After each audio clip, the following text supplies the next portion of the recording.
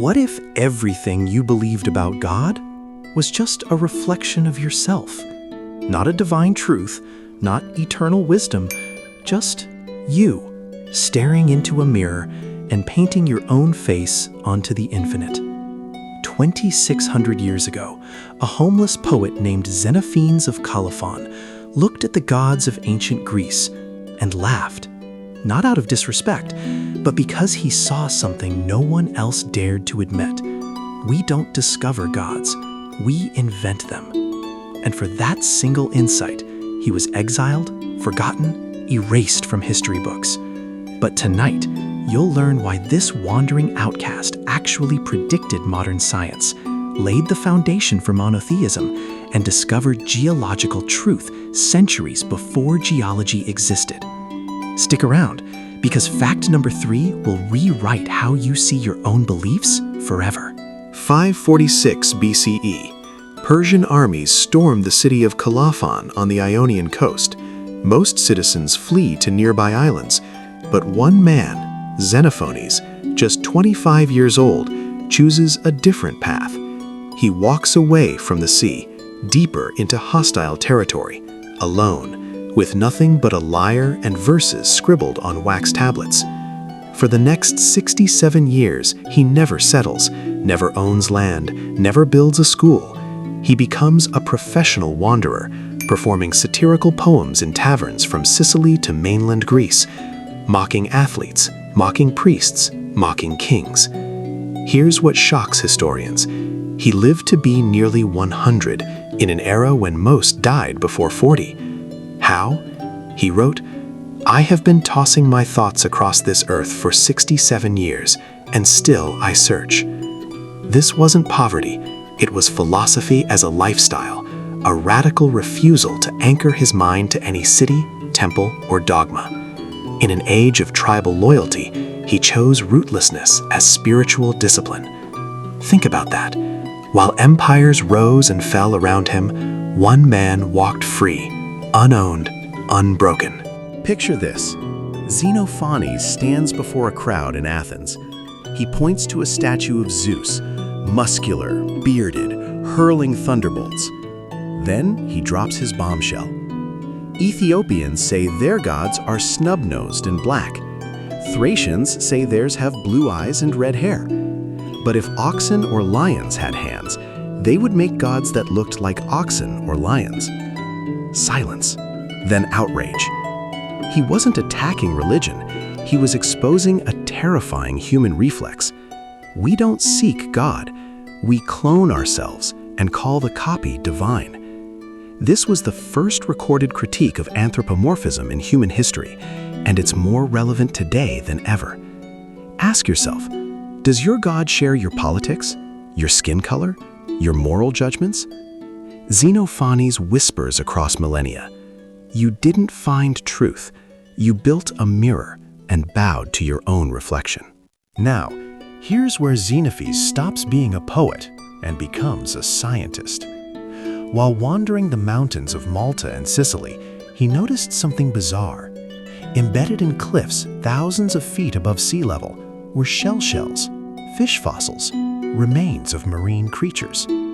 Everyone else called it the work of gods, or ignored it. But Xenophanes connected the dots no one else dared to. The earth is soaked with water, then dried by the sun. Seas become land. Land becomes sea. These shells prove the world was once entirely ocean. Let that sink in. 6 centuries before Christ, this homeless poet deduced continental change, fossilization, and cyclical geology, using only observation and logic. No microscopes, no grants, no university. Aristotle later buried this insight. The church ignored it for 2,000 years, but Xenophanes saw Earth's history written in stone and read it correctly. This wasn't luck, it was the birth of empirical science, and it began with a man who refused to accept "because the priests say so" as an answer. Here's what textbooks get wrong. Xenophanes wasn't an atheist. He believed in one God, but not the kind you'd recognize. He wrote, "One God, greatest among gods and men, in no way similar to mortals, either in body or in thought. No human shape, no emotions, no jealousy, no thunderbolts. A pure, unmoving, all-seeing mind, perceiving reality without eyes, without movement, without time. But then, his masterstroke of humility. No man knows or ever will know the truth about the gods, for even if he happened to say the complete truth, he himself would not know it. This is the world's first recorded agnosticism, not "I don't believe," but no human can ever possess absolute truth, and pretending otherwise is arrogance. In an age of oracles and prophecies, he declared uncertainty a virtue, doubt a path to wisdom. Sound familiar? This is the bedrock of scientific humility, of mindful inquiry, of sitting with "I don't know" without panic. Xenophanes didn't give answers. He gave us permission to question and to rest peacefully in the not knowing. Xenophanes died forgotten. No students, no followers, no temple bearing his name. But his ghost walked on. He taught Parmenides, who taught Zeno, who shaped Plato's theory of forms. His critique of anthropomorphism echoed in Maimonides, Aquinas, and Islamic Kalam theology. His geological insight resurfaced with James Hutton, the father of modern geology, in 1785. His agnosticism became the backbone of scientific method. Observe, question, never claim final truth. The man history erased quietly built the operating system of rational thought. And his final lesson? Truth doesn't need monuments. It doesn't need armies.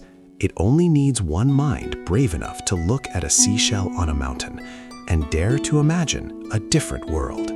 Xenophanes wandered for 67 years, not searching for answers, but learning to live inside the questions.